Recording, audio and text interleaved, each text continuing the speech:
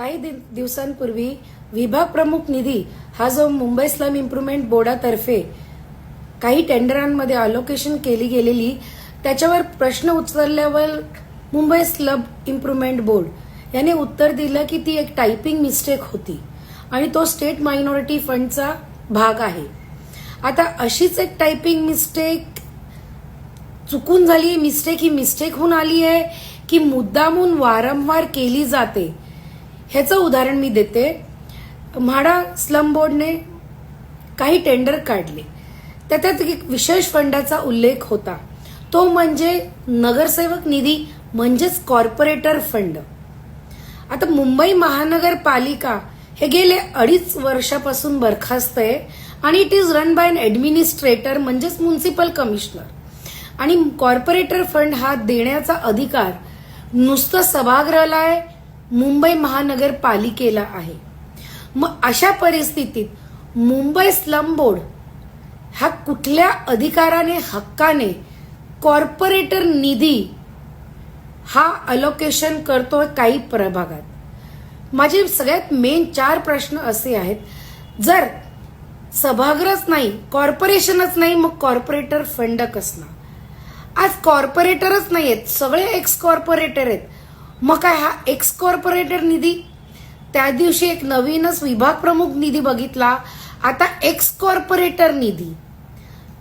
तिसरी गोष्ट म्हणजे याच्यात प्रभागाचं नंबर हे लिहिलेलं नाहीये किंवा त्या कुठल्या नगरसेवकाचं नाव लिहिलेलं नाहीये. नगरसेवकाचं नाव लिहिणार कसं? कारण आता सगळे माजी नगरसेवक आहेत मुंबई महानगरपालिकेचे. तिसरी गोष्ट, काय सरकार की मुंबई स्लम बोर्ड हे परत मला सांगेल की हा एक टायपिंग एरर होता? मग अशी एरर करणारे अधिकाऱ्यांना वारंवार अजून चुका करून देणार आहे की ही मुद्दामून केलेला हा भ्रष्टाचार आहे?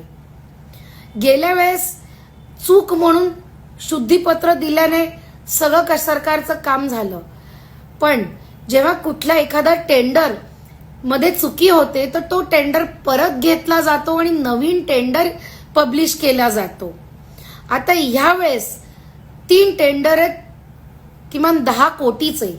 मग सरकार ह्यावेळेस पण सांगणार आहे की ती चूक होती, पब्लिशिंग चूक होती, टायपिंग चूक होती, आणि अशा वारंवार चुका करणाऱ्या अधिकाऱ्यांवर सरकार हे काय कारवाई करणार आहे?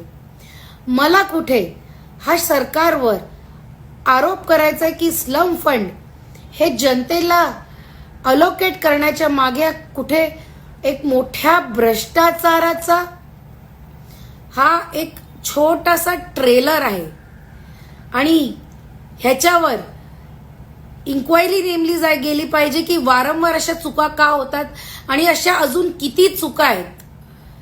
आणि असं जर सरकारने नाही केलं तर आज मी एक माजी नगरसेवक म्हणून, एक जनतेची प्रतिनिधी म्हणून मी हायकोर्टात जाईन. धन्यवाद.